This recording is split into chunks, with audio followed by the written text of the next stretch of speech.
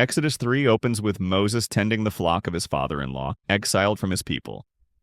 In the 40 years since he fled Egypt, he has become a shepherd, the same occupation the sons of Israel held when they first came to Egypt, the same work the Egyptians considered an abomination.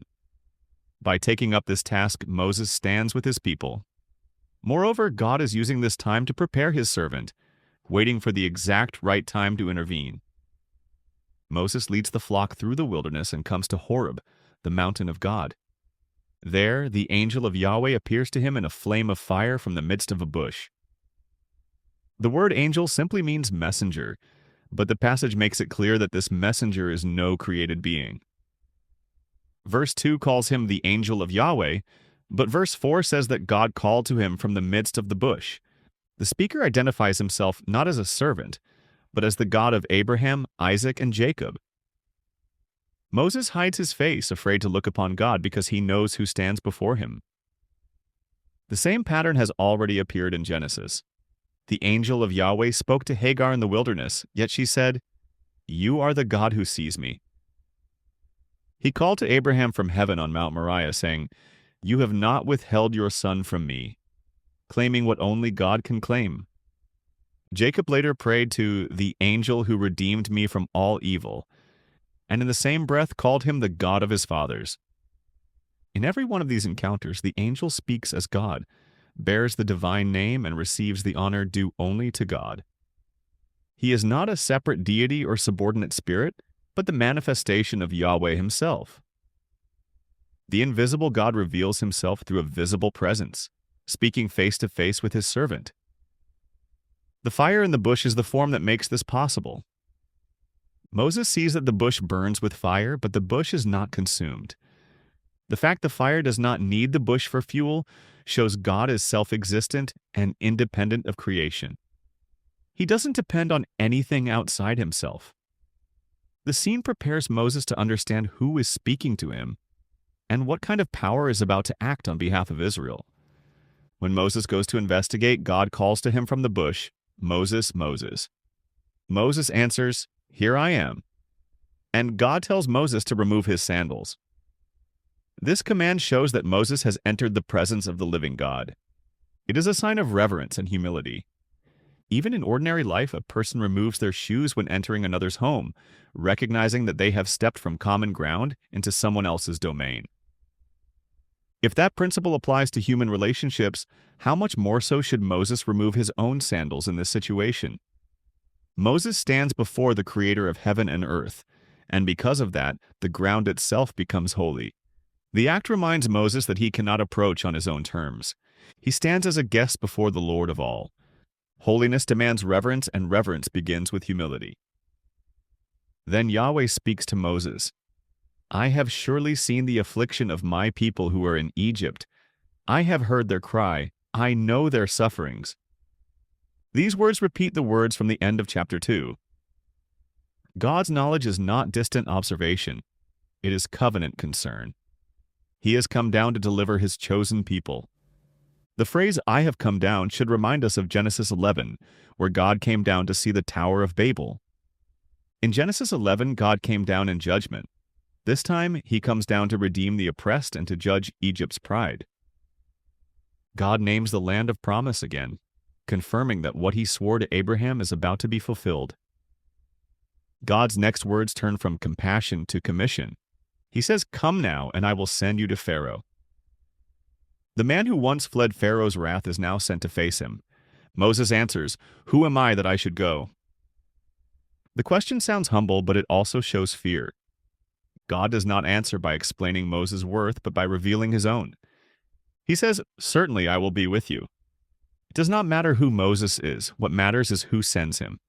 The sign of this promise will come later when Israel worships on this mountain.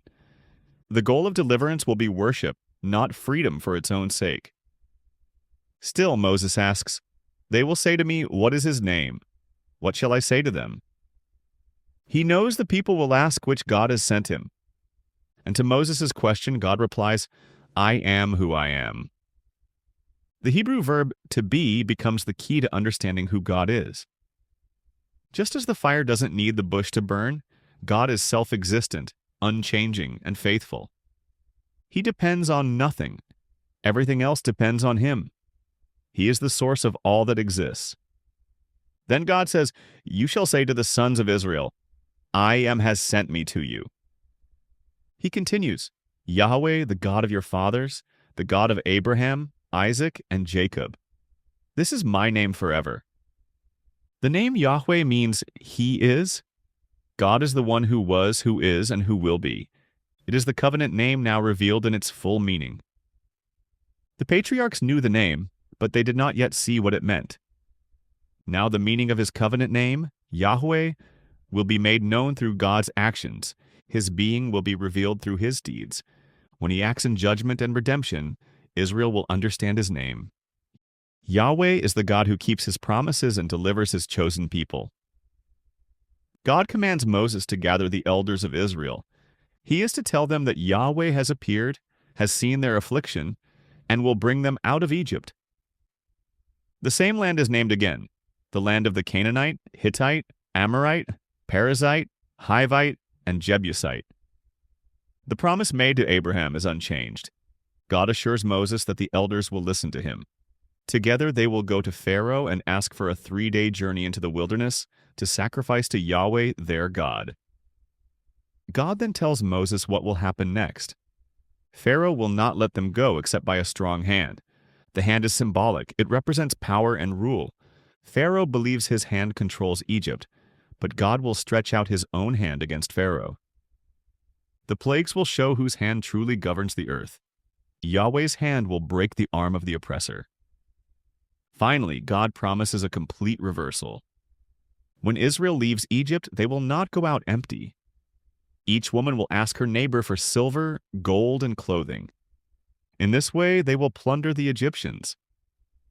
The word plunder belongs to the language of war. Yahweh is declaring holy war on Pharaoh and on Egypt's gods. The Exodus will not be an escape but a victory. Those who were slaves will depart as conquerors, carrying the spoils of divine triumph. Through all of this, God reveals who He is.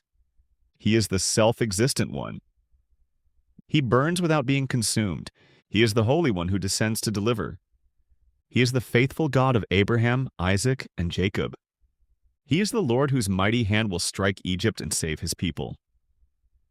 The name I am who I am will find its meaning in these events. When future generations say that Yahweh brought Israel out with a mighty hand, they will know what His name means. He is the living God who keeps covenant, judges the proud, and redeems His own. He acts in power because He loves His people, not because they have earned His favor, but because His faithfulness flows from His own being. And He will never forsake the promise He has made to them. Thanks for watching this video. If you found it helpful, don't forget to like, subscribe, and hit the bell icon so you won't miss future videos. And if you're able, leave a kind comment below. You can also share it with others, so they too can see the truth and trust in the Lord Jesus.